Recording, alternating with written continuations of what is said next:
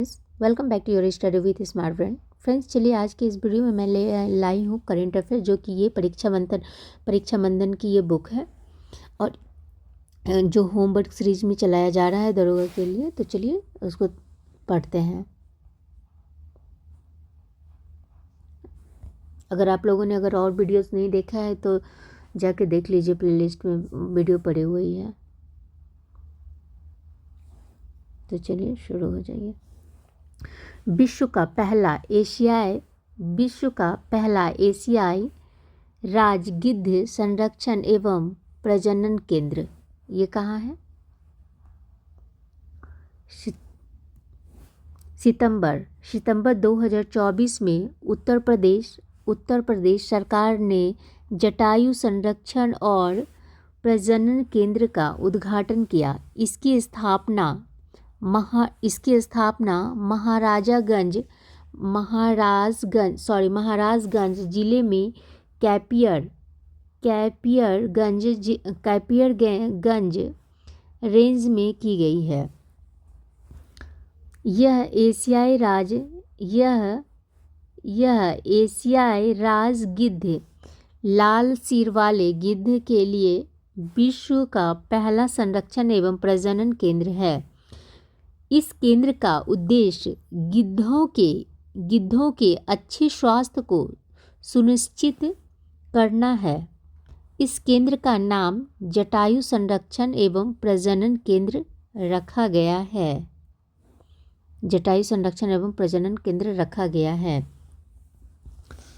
अब नेक्स्ट क्या है? एशियाई राज गिद्ध के बारे में। अब एशियाई राज गिद्ध के बारे में क्या दिया हुआ है? एशियाई राज गिद्ध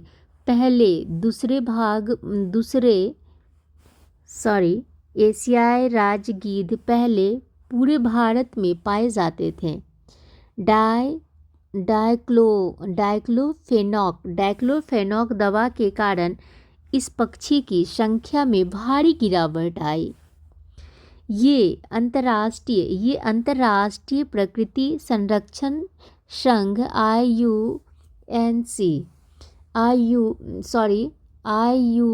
IUCN की लाल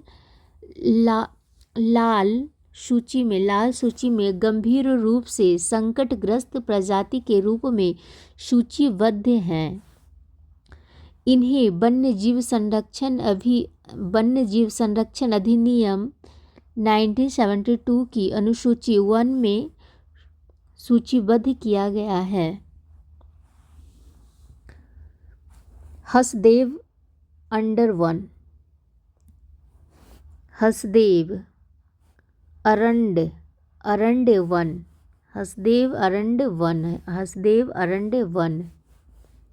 हाल ही में छत्तीसगढ़ के हसदेव अरण्य वन में कोयले के खनन के लिए पेड़ों की कटाई के विरोध में ग्रामीण और पर्यावरण कार्यकर्ताओं द्वारा लगातार विरोध किया जा रहा है। इस संदर्भ में वन अधिकारियों और ग्रामीणों के बीच झड़प की गई घटनाएं सामने आई। विदित हो कि वर्ष 2021 की केंद्रीय कोयला मंत्रालय अधिसूचना के अनुसार इस क्षेत्र में 40 करोड़ ब्लॉक रिजर्व के अंदर 31 और आसपास के 9 के आवंटन को रद्द कर दिया गया था। वर्तमान विवाद इस अधिसूचना को दरकिनार करते हुए सरकार द्वारा खनन गतिविधि को मंजूरी प्रदान किए जाने से उपजा है। हसदेव अरण्य वन के बारे में। भारतीय वानिकी अनुसंधान एवं शिक्षा परिषद शिक्षा परिषद के अनुसार हसदेव अंडर 1 मध्य भारत का सबसे बड़ा अखंडित वन है, जो लगभग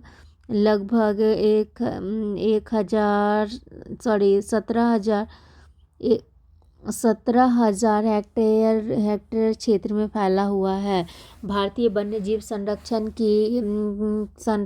की एक रिपोर्ट के अनुसार स्थानीय समुदायों की वार्षिक आय का लगभग 600 से लेकर 60 से लेकर 70 हिस्सा वन आधारित संसाधनों से आता है। हसदेव अरंड जंगल में गोंड, उरांव और अन्य जनजाति के 10,000 लोग निवास करते हैं। इस वन को छत्तीसगढ़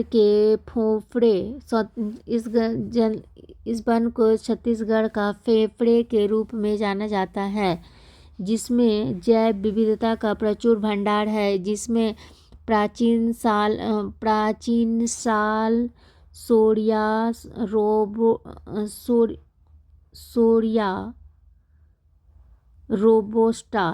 रोबोस्टा और सागवान जंगल शामिल हैं। वैश्विक पारिस्थितिकी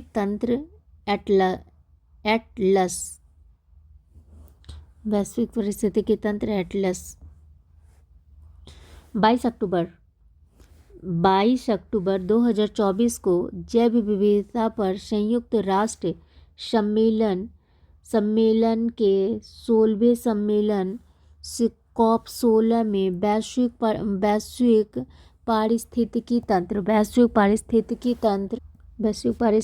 तंत्र एटलस लॉन्च किया गया। यह वैश्विक पारिस्थितिकी प्रणालियों के मानचित्र एवं निगरानी पर ध्यान केंद्रित करने वाला अपनी तरह का पहला उपकरण है। वैश्विक पारिस्थितिकी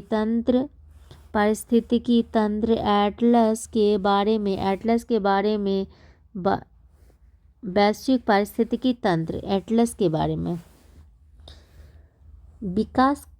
विकासकर्ता group on earth objection GEO। उद्देश्य क्या था? तो पृथ्वी पर जीवन के लिए महत्वपूर्ण प्राकृतिक प्रणालियों को समझने और उसकी सुरक्षा करने के हमारे तरीकों में बदलाव लाना। महत्व यह विभिन्न पारिस्थितिक तंत्रों के स्वास्थ्य और जोखिमों के बारे में महत्वपूर्ण जानकारी प्रदान करता है। डाटा संबंधी चुनौतियों का समाधान यह अपर्याप्त डाटा, अव्यवस्थित सूचना और विभिन्न समूहों के बीच प्रयासों के समन्वय में कठिनाई जैसी चुनौतियों का सामना करता है। उत्तरी अटलांटिक में सबसे बड़ा समुद्री संरक्षित क्षेत्र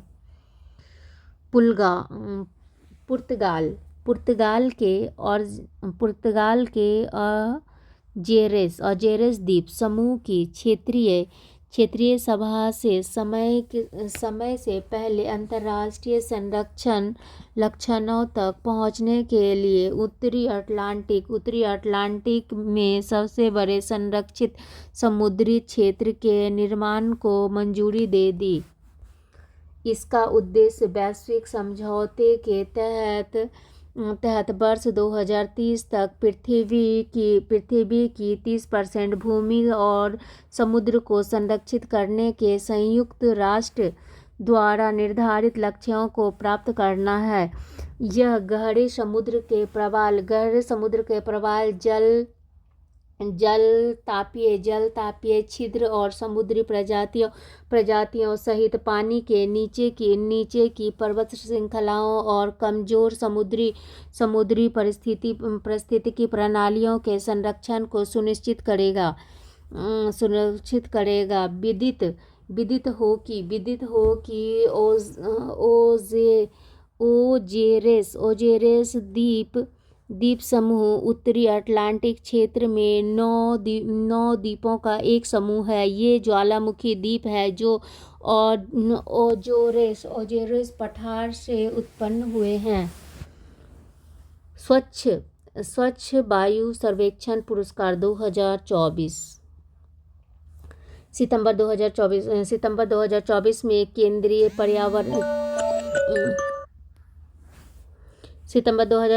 केंद्रीय पर्यावरण वन और जलवायु परिवर्तन मंत्री और राजनाथ के मुख्यमंत्री ने जयपुर में नीले आसमान के लिए स्वच्छ हवा के अंतर्राष्ट्रीय दिवस स्वच्छ वायु दिवस के अवसर पर स्वच्छ वायु सर्वेक्षण पुरस्कार 2024 प्रदान किया। स्वच्छ वायु सर्वेक्षण पुरस्कार 2024 क्या है? तो स्वच्छ वायु सर्वेक्षण पुरस्कार 2024 जनसंख्या के आधार पर तीन श्रेणियों में राष्ट्रीय स्वच्छ वायु अभियान NCAP के तहत सर्वश्रेष्ठ प्रदर्शन करने वाले शहरों को प्रदान किया गया। विजेता शहर श्रेणी हो गया 10 लाख से अधिक जनसंख्या सूरत, जबलपुर और आगरा। दूसरा श्रेणी में हो गया जनसंख्या हो गया 2 से लेकर 10 लाख के बीच हो गया फिरोजाबाद, अमरावती और झांसी। तीन श्रेणी हो गया 3 लाख से कम जनसंख्या हो गया रायबरेली, नलगोंडा और नालागढ़। नोट: हर साल नीले आसमान के लिए स्वच्छ वायु का अंतर्राष्ट्रीय दिवस 7 सितंबर को जागरूकता बढ़ाने और वायु गुणवत्ता में सुधारने के लिए कार्रवाई को सुविधाजनक बनाने के लिए मनाया जाता है। संयुक्त राष्ट्र महासभा UNGA द्वारा 2019 में इसकी घोषणा की गई थी। स्वच्छ वायु सर्वेक्षण पुरस्कार यह पर्यावरण, वन और जलवायु परिवर्तन मंत्रालय द्वारा शहरों में शहर कार्य योजना और वायु गुणवत्ता के तहत अनुमोदित गतिविधियों के कार्यान्वयन के आधार पर शहरों में रैंक करने की एक पहल है। विश्व वन स्थिति रिपोर्ट 2024 जुलाई 2024 में खाद्य एवं कृषि संगठन द्वारा द्विवार्षिक विश्व वन स्थिति रिपोर्ट 2024 जारी की गई। रिपोर्ट के मुख्य निष्कर्ष क्या हैं? तो वन क्षेत्र में वृद्धि करने वाले शीर्ष देश कौन है? तो चीन हो गया 19.37 लाख 19.37 लाख। ऑस्ट्रेलिया हो गया कितना? तो 4.46 लाख। भारत हो गया 2.66 लाख। वन क्षेत्र में वृद्धि दर्शाने वाले अन्य शीर्ष देश क्रमशः चिली, वियतनाम, तुर्की, संयुक्त राज्य अमेरिका, फ्रांस, इटली और रोमानिया है। रिपोर्ट में भारत की नई राष्ट्रीय नीतियों के माध्यम से बंजर भूमि को बहाल करने और कृषि वानिकी का विस्तार करने के प्रयासों की प्रशंसा भी की गई है। निर्वनीकरण में उल्लेखनीय गिरावट। इस वर्ष की रिपोर्ट में देशों द्वारा वनों की कटाई में उल्लेखनीय कमी पर प्रकाश डाला गया है। इंडोनेशिया में 2021 से लेकर 22 तक वनों की कटाई में 8.4 की कमी आई है। लेकिन वही ब्राज़ील के अमेज़न में 2023 में वनों की कटाई 50% तक की कमी। रिपोर्ट के अनुसार 2010 से लेकर 2020 की अवधि के दौरान सकल वैश्विक मैंग्रोव हानि की दर में 23% की कमी आई है।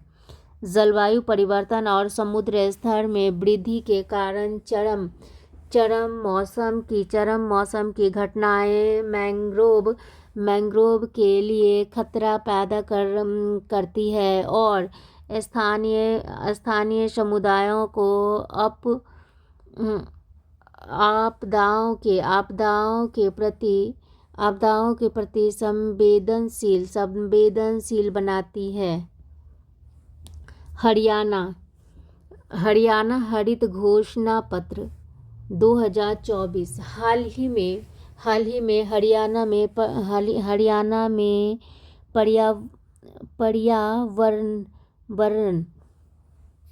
पर्यावरणविदों ने पारिस्थितिकी मुद्दों पर ध्यान केंद्रित करने के लिए हरित घोषणा पत्र 2024 जारी किया।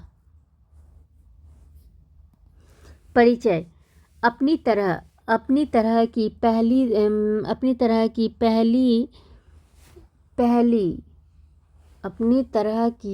पहली पहल में हरियाणा के पर्यावरणविदों और पारिस्थितिकी विदों ने कई नागरिक समाज के सदस्यों के साथ मिलकर एक हरित घोषणा पत्र बनाया है।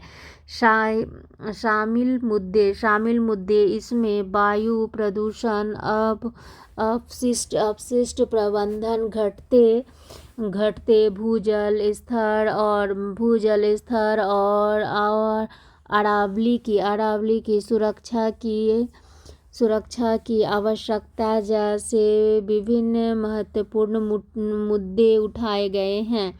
उद्देश्य इस घोषणा पत्र के द्वारा पर्यावरणविदों ने आगामी विधानसभा चुनाव के लिए विभिन्न राजनीतिक दलों के घोषणा पत्रों में अपनी मांगों को शामिल करने का अनुरोध किया है। विश्व वायु गुणवत्ता रिपोर्ट 2023। 19 मार्च 2024 को स्विस संगठन IQAIR ने विश्व वायु गुणवत्ता रिपोर्ट 2023 जारी की। इस रिपोर्ट के अनुसार विश्व के 100 सबसे अधिक प्रदूषित शहरों में 83 शहर भारत के हैं। वार्षिक PM2.5 सांद्रता के आधार पर भारत सबसे प्रदूषित देशों में तीसरे स्थान पर है, जबकि बांग्लादेश 79.99 सांद्रता के साथ पहले स्थान पर एवं पाकिस्तान 73.7 M3 सांद्रता के साथ दूसरे स्थान पर। वर्ष 2023 में भारत की औसत PM2.5 सांद्रता 54.4 EFG-M3 रही है। वर्ष 2022 में 53.3 थी। भारत के बिहार में स्थित बेगूसराय वैश्विक स्तर पर सबसे प्रदूषित शहरों के रूप में सामने आया। दिल्ली वर्ष 2018 से लगातार चौथी बार विश्व की सबसे प्रदूषित राजधानी है। वर्ष 2023 में दिल्ली की औसत पीएम कितना रहा है, तो 2.5 दिल्ली का रहा है 2.5 सांद्रता, 102.1 EFG M3 सही, जबकि 2022 में औसत PM 2.5 सांद्रता 92.6 थी। वर्ष 2023 की विश्व वायु गुणवत्ता रिपोर्ट में 134 देश शामिल हैं, जबकि वर्ष 2022 में 131 देश शामिल थे। वैश्विक जलवायु रिपोर्ट 2023 विश्व मौसम विज्ञान संगठन 19 मार्च 2024 को विश्व मौसम विज्ञान संगठन WMO ने अपनी वार्षिक वैश्विक जलवायु की स्थिति रिपोर्ट 2023 जारी की। इसमें कहा गया कि 2023 अभी तक का सबसे गर्म वर्ष रहा। इस रिपोर्ट को विश्व मौसम विज्ञान दिवस से पहले जारी किया गया है, जिसे प्रत्येक वर्ष 23 मार्च को मनाया जाता है। इस रिपोर्ट के अनुसार जलवायु प्रणाली के अनेक संकेतकों के कई रिकॉर्ड टूटे, जैसे green house gas GHG green house gas की वातावरण में अभूतपूर्व वृद्धि पृथ्वी के तेजी से गर्म होने का मुख्य कारण रहा। कार्बन डाइऑक्साइड, मीथेन और नाइट्रस ऑक्साइड जैसे GHG गैसें ग्लोबल वार्मिंग में अधिक योगदान करती है। सतह का तापमान वर्ष 2023 में वैश्विक स्तर पर सतह का तापमान वर्ष 1850 से लेकर 1900 के औसत से 1.45 प्लस 0.12 डिग्री सेल्सियस अधिक था। वातावरण ग्रीन हाउस गैस की सांद्रता में वृद्धि वैश्विक तापमान को बढ़ाने का प्राथमिक कारण है, किंतु 2023 में अल नीनो के आगमन ने भी तापमान वृद्धि में योगदान दिया। महासागरीय तापमान महासागरों में वर्ष 1971 के बाद से ग्रीन हाउस द्वारा उत्पन्न अतिरिक्त वार्मिंग का लगभग 90% अवशोषित किया है। इस रिपोर्ट के अनुसार वर्ष 2023 में महासागर ऊष्मीय तापों की वृद्धि 65 वर्षों के उच्चतम स्तर पर पहुंच गई। समुद्र के स्तर में वृद्धि इस रिपोर्ट के अनुसार तापमान में वृद्धि के कारण वर्ष 2023 में वृद्धि कर वृद्धि 2023 में वृद्धि पर स्थित वैश्विक महासागरों का दैनिक समुद्री हीटवेव 32% देखा गया, जो वर्ष 2016 में रिकॉर्ड किए गए हैं। 32% MHW से ऊपर है। अंटार्कटिका समुद्री बर्फ के क्षेत्रफल में कमी। फरवरी 2023 में अंटार्कटिका समुद्री बर्फ के क्षेत्रफल में 1.79 मिलियन किलोमीटर तक की गिरावट दर्ज की गई। वर्ष 1979 के बाद सर्वाधिक है। ग्लेशियर का पिघलना। हाइड्रोलॉजिकल वर्ष 2022-23 में ग्लेशियर पर बर्फ के बहुत गिरावट दर्ज की गई। उत्तरी अमेरिका और यूरोप के ग्लेशियर विशेष रूप से प्रभावित हुए हैं। WMO की इस रिपोर्ट के अनुसार ग्लेशियर का वार्षिक द्रव्यमान संतुलन वर्ष 2022-23 में नए निम्नतम स्तर 1.2 मीटर पानी के समक्ष तक कम हो गया। विश्व मौसम विज्ञान संगठन के बारे में WMO मौसम विज्ञान पर संयुक्त राष्ट्र का एक अंतर सरकारी संगठन है। इसका गठन 23 मार्च 1950 को WMO कन्वेंशन द्वारा किया गया। इसका मुख्यालय जिनेवा, स्विट्जरलैंड है। भारत में तेंदुओं की रिपोर्ट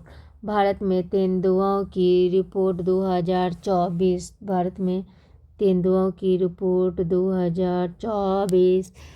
29 फरवरी 2024 को पर्यावरण मंत्रालय द्वारा तेंदुओं की स्थिति रिपोर्ट 2024 जारी की गई। इस रिपोर्ट को राष्ट्रीय बाघ संरक्षण प्राधिकरण और भारतीय वन्य जीव संरक्षण द्वारा राज्य वन विभाग के सहयोग से तैयार किया गया है। यह सर्वेक्षण भारत के 20 राज्यों में किया गया। इस रिपोर्ट के अनुसार भारत में तेंदुओं की संख्या में वर्ष 2018 में वर्ष 2022 के मध्य 8% की वृद्धि हुई है। भारत में तेंदुओं की संख्या 2018 में हो गया 12 से लेकर 852 से बढ़कर 2022 में अब हो गया 13,874 हो गई है। मध्य प्रदेश में 3,907 तेंदुओं की सबसे अधिक संख्या दर्ज की गई है। यह सर्वेक्षण सभी हिम तेंदुए रेंज वाले राज्यों और दो संरक्षण भागीदारों नेचर कंजर्वेशन फाउंडेशन मैसूर और WWF इंडिया के सहयोग से किया गया है।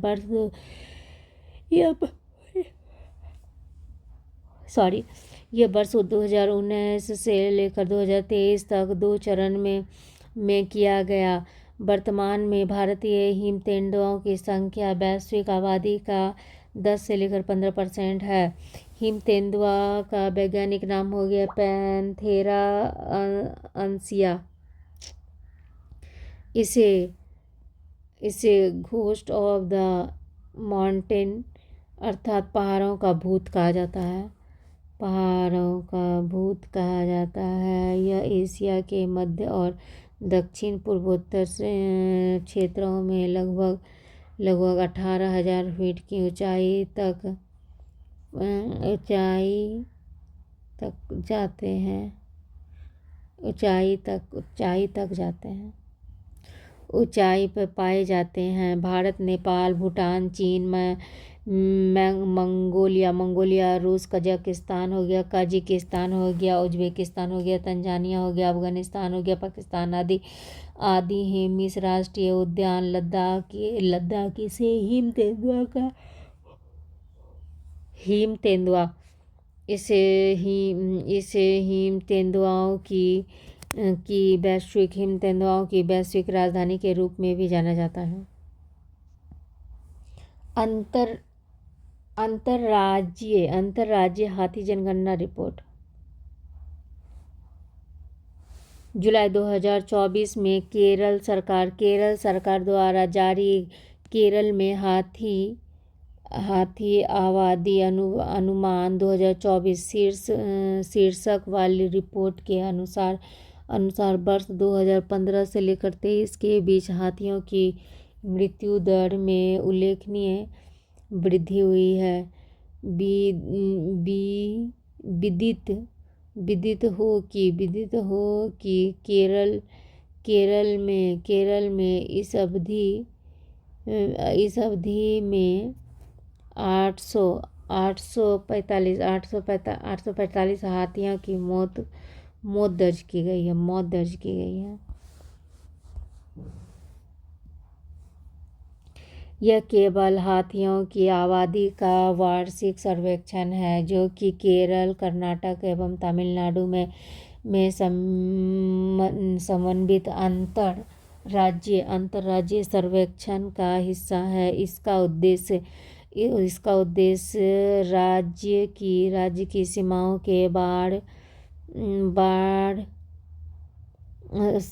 के पार बढ़ते मानव हाथी संघर्ष की समस्या का समाधान करना है। इस सर्वेक्षण के अनुसार 2024 में केरल राज्य में हाथियों की आबादी 1,793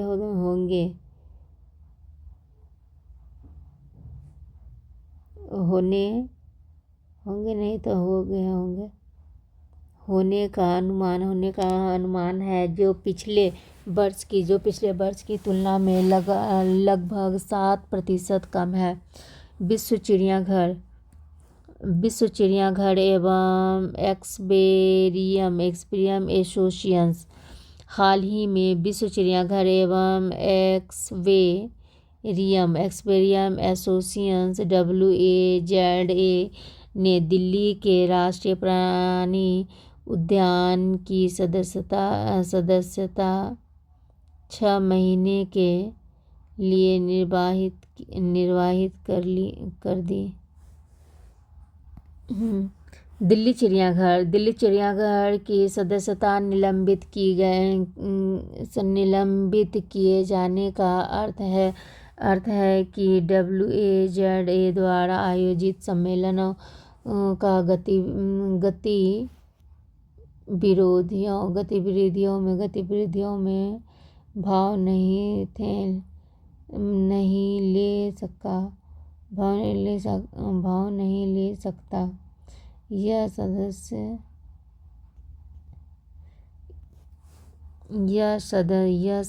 अफ्रीकी हाथी संकर के कल्याण से संबंधित चिंताओं के कारण निलंबित की गई।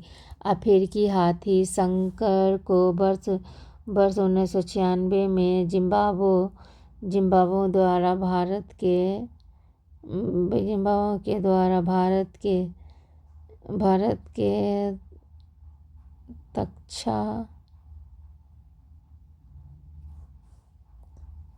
भारत के तत्कालीन राष्ट्रपति शंकर दयाल शर्मा को उपहार दे दिया गया।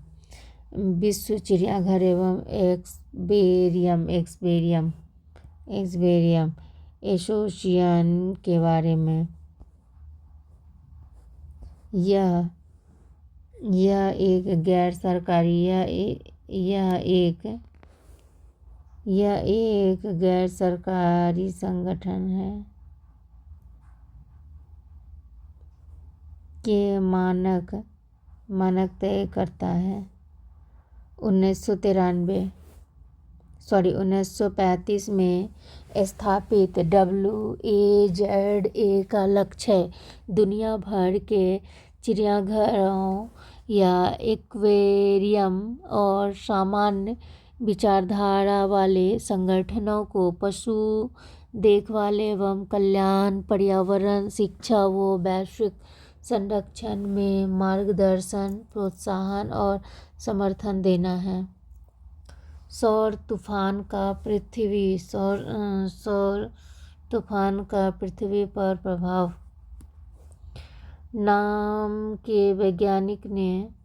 नासा के वैज्ञानिक ने आने वाले दिनों में एक बड़े सौर तूफान के बारे में चेतावनी जारी की है। क्या है सौर तूफान? सौर तूफान? नासा के अनुसार सौर तूफान कणों, ऊर्जा, चुंबकीय क्षेत्रों और सौर सामग्री का अचानक विस्फोट है।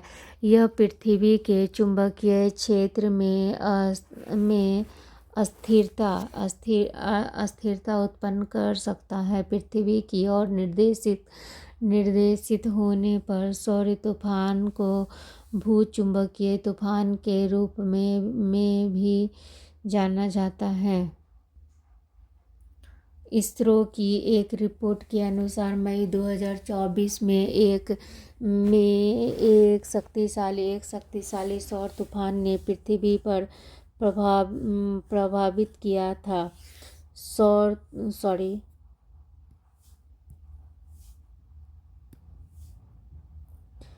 तूफान का प्रभाव। सौर तूफान इलेक्ट्रॉनिक संचार को प्रभावित करने के साथ ही उपग्रहों के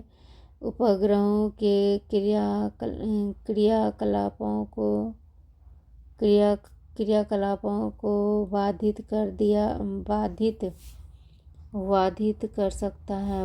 कर सकता है।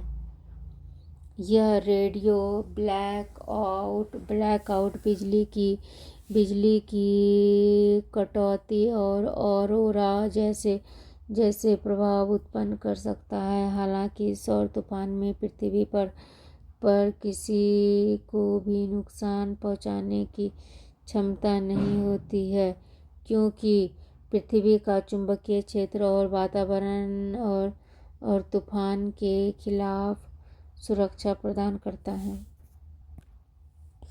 करता है। सौर तूफान के परिणाम स्वरूप उत्तरी गोलार्ध में एक ऑरोरा दिखाई पड़ सकता है। लिटिल प्रेस्पा झील। अल्बानिया एवं ग्रीक की सीमा पर स्थित स्वच्छ पानी की झील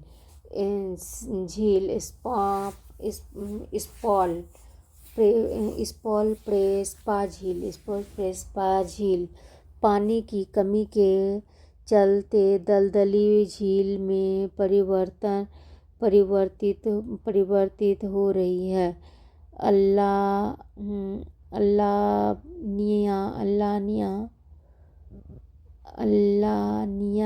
अल्लानिया में इसका अधिकांश हिस्सा या तो दलदल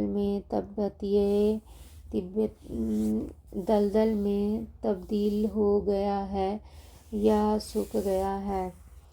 इसका अधिकांश हिस्सा ग्रीक में स्थित है और इसका दक्षिणी सिरा अल्बानिया में स्थित है। यह एक लंबी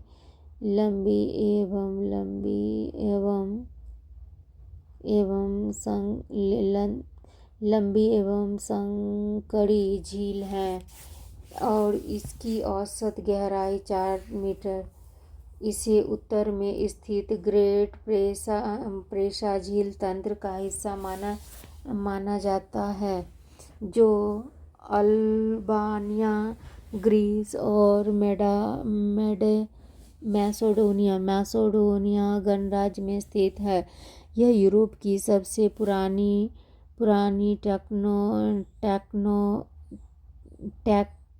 टेक्टोनिक या विवर्तनिक झील में से एक है और बाल्कन प्रायद्वीप की सर्वोच्च विवर्तनीय झील भी है। मैस्टोडॉन। हाल ही में शोधकर्ताओं ने पेरू की एंडीज पर्वत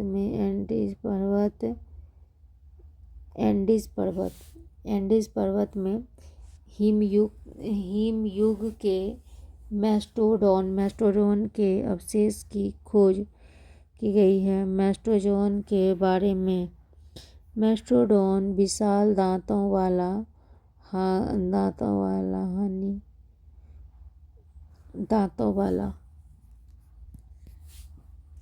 यह मैस्टोडॉन विशाल दांतों वाला हाथीनुमा एक स्तनधारी जीव है जो 1100 वर्ष पूर्व विलुप्त हो गया है। यह एशिया, अफ्रीका, यूरोप, उत्तर अमेरिका एवं मध्य अमेरिका में निवास करता है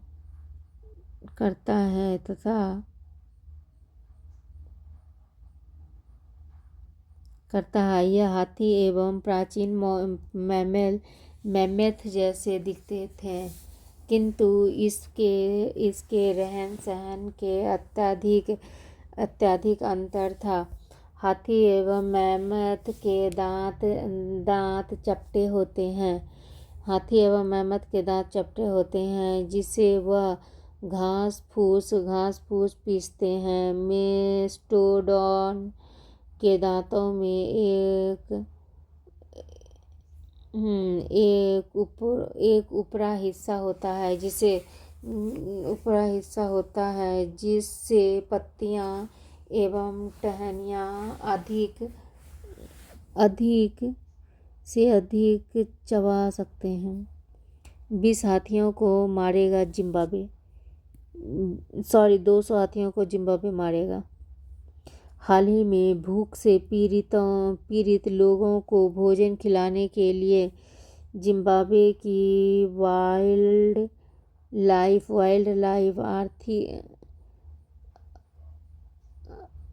अथॉरिटी ने 200 हाथियों पर मारने का निर्णय लिया है।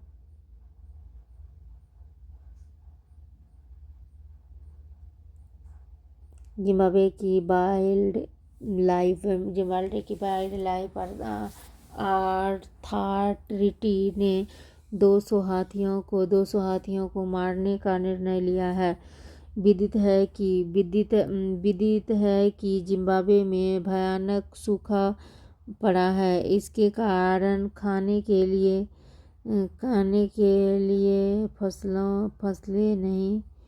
फसलें नहीं बची है। उल्लेखनीय है कि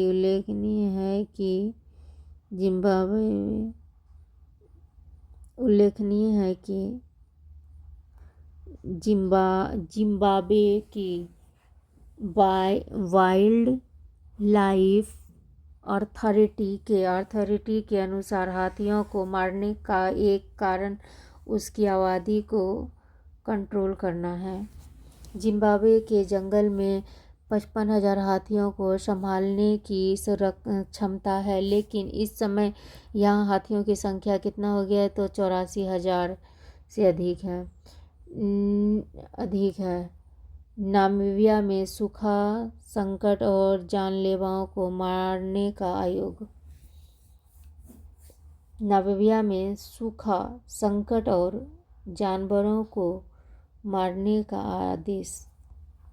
हाल ही में नामीबिया सरकार ने देश में भूख से पीड़ित लोगों को भोजन मांस उपलब्ध करने के लिए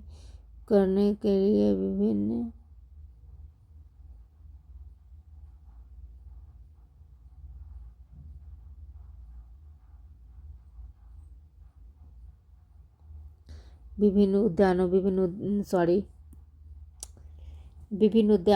उद्यानों पार्कों के हाथियों एवं दरियाई घोड़े सहित 700 से अधिक जंगली जानवरों को मारने की स्वीकृति प्रदान की है। इस पार्कों में नामीबिया नेक्लुफ्त उद्यान, मंगेती राष्ट्रीय उद्यान, बब्बा बाटा राष्ट्रीय उद्यान,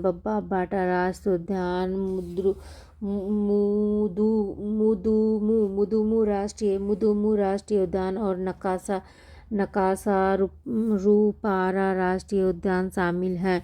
विदित हो कि नामीबिया में 24,000 हाथियों सहित महत्वपूर्ण संख्या में वन्य जीव हैं, जो दुनिया की सबसे बड़ी आबादी में से एक हैं। यह शुष्क दक्षिणी अफ्रीका क्षेत्र 100 वर्षों में सर्वाधिक सूखे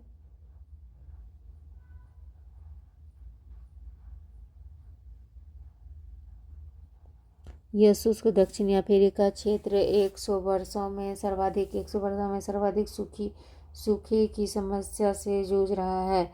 संयुक्त राष्ट्र के अनुसार सूखे के परिणाम स्वरूप देश के लगभग 84% खाद्य भंडार समाप्त हो गई है तथा 2.8 मिलियन जनसंख्या में से लगभग आधे लोगों को जुलाई 2014 से 24 से सितंबर 2024 के दौरान उच्च स्तर की खाद्य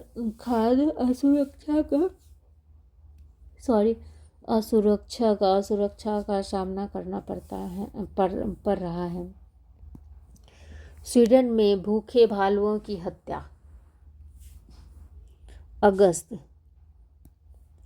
2024 में स्वीडन ने अपने शिकार सत्र के तहत लगभग 500 भूखे भालुओं को मारने की योजना बनाई है। ये भूरे भालू सर्वाहारी होते हैं, लगभग हर पौष्टिक चीजें खा लेते हैं। इसका आहार मौसम के अनुसार अलग-अलग खाद्य स्रोत की उपलब्धता के अनुसार बदलता रहता है। ये रेगिस्तानी किनारों से लोकल ऊंचे पर्वतीय जंगलों और बर्फ के मैदान तक में रहते हैं। ये दो पैरों पर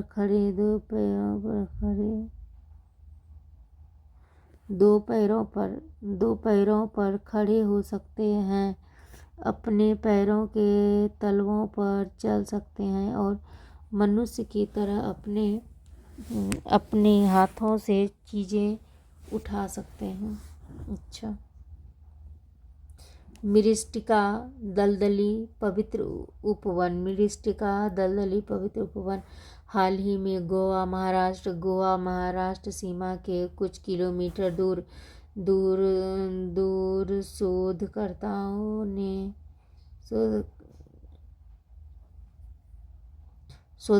ने कुम्ब्राल में एक पवित्र पवित्र उपवन मृष्टिका दलदली वन की खोज की है, जिसे स्थानीय समुदाय द्वारा संरक्षित किया जाता है। यह मीठे पानी का दलदली वन का एक प्रकाश है जो जो जो जो मुख्य रूप से मृष्टिका की प्रजातियों से बना है। विदित हो कि मृष्टिका कर्नाटक एवं केरल में पाई जाने वाली पौधों की एक प्रजाति है, जिसे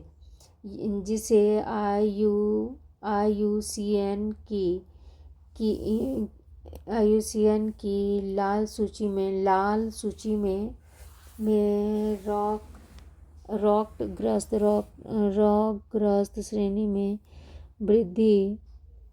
श्रेणी में वर्गीकृत किया गया है।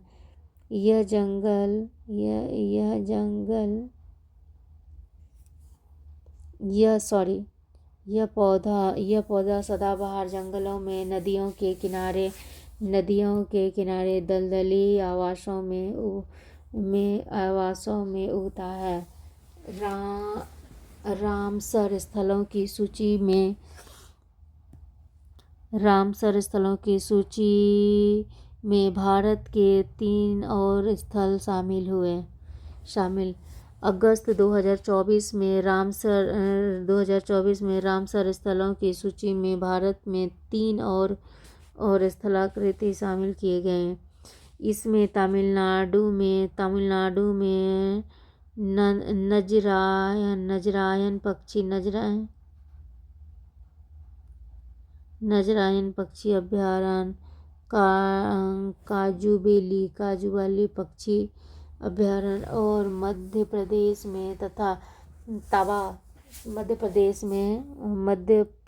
में तावा जलाशय शामिल है। अब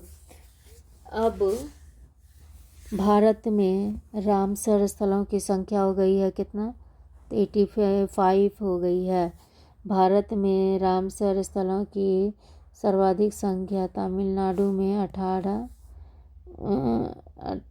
में है।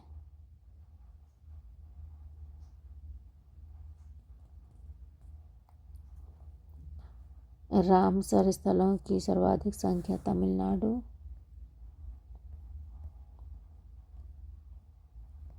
तमिलनाडु के बाद उत्तर प्रदेश में 10 रामसर स्थल हैं। विदित हो कि विश्व पर्यावरण दिवस के अवसर पर 5 जून 2024 को भारत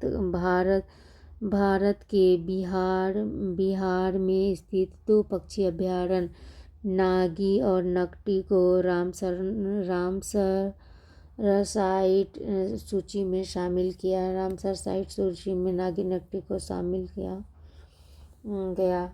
विदित हो कि अंतर्राष्ट्रीय महत्व के नवीनतम आर्द्रभूमि दोनों मानव निर्मित जलाशय हैं जो बिहार के जमुई जिले के झाझा वन क्षेत्र में स्थित है। इसके जल ग्रहण क्षेत्र में शुष्क पर्णपाती वन हैं जो पहाड़ियों से घिरे हुए हैं। रामसर या साइट के बारे में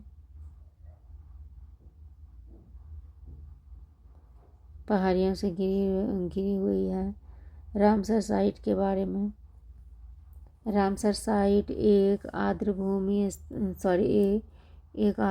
स्थल है जिसे रामसर कन्वेंशन के तहत अंतर्राष्ट्रीय महत्व का माना जाता है, जिसे द कन्वेंशन ऑन वेटलैंड्स के नाम से भी जाना जाता है। यह एक अंतर्राष्ट्रीय पर्यावरण संधि है जिसे संधि है, जिस पर 2 फरवरी 1971 को यूनेस्को के तत्वावधान में रामसर ईरान में हस्ताक्षर किए गए हैं। सकल पर्यावरण उत्पादन सूचकांक शुरू करने वाला पहला राज्य बना उत्तराखंड। उत्तराखंड ने सकल पर्यावरण उत्पाद GIP सूचकांक शुरू करने का ऐतिहासिक कदम उठाया है, जो प्रदेश की पारंपरिकी को अर्थव्यवस्था से जोड़ने वाला अनूठा कदम है। इसके साथ ही उत्तराखंड ऐसा अग्रणी प्रयास शुरू करने वाला पहला भारतीय राज्य भी बन गया है। GIP सूचकांक हाल ही में मुख्यमंत्री पुष्कर सिंह धामी द्वारा लॉन्च किया गया और इसमें चार जरूरी तत्व को शामिल किया गया है, जिसमें वायु, जल, वन और मिट्टी को गुणवत्ता के आधार पर राज्य के पर्यावरणीय स्थल का मूल्यांकन किया जाता है। GIP 2020 से लेकर 2022 तक के सापेक्ष डेटा के माध्यम से 0.9% की वृद्धि को दर्शाता है, जो विस्तार के साथ अनुकूल पर्यावरणीय रुझानों का संकेत देता है। GIP की अवधारणा यह योजना पर्यावरणविद डॉक्टर अनिल प्रकाश जोशी द्वारा परिकल्पित की गई थी और यह पर्यावरणीय सेवाओं को आर्थिक मूल्य के साथ बेहतर सामंजस्य स्थापित करने पर जोर देती है। साथ ही पारिस्थितिकी प्रभाव को ठोस आधार भी प्रदान करती है। उत्तराखंड पर्यावरणीय स्थिरता के साथ विकास को संतुलित करने में GIP सूचकांक की शुरुआत के साथ विशिष्ट उदाहरण पेश कर रहा है। राज्य अपने नागरिकों के बेहतर कल को सुनिश्चित करते हुए अन्य राज्यों को भी इसके अनुसरण के लिए प्रेरित कर रहा है। कावेरी नदी जल विवाद। 15 जुलाई 2024 को दक्षिण भारत में 2 पड़ोसी राज्य कर्नाटक और तमिलनाडु फिर कावेरी नदी के जल के लिए लड़ पड़ा है। कर्नाटक के मुख्यमंत्री सिद्धारमैया ने सर्वदलीय बैठक बुलाई, जहां निर्णय लिया गया कि राज्य नदी का पानी तभी साझा करेगा जब कर्नाटक में बारिश होगी। अब तमिलनाडु के मुख्यमंत्री M.K. स्टालिन ने भी इसी मुद्दे पर सर्वदलीय बैठक बुलाई। Thank you friends. अब नेक्स्ट चैप्टर में पढ़ते हैं।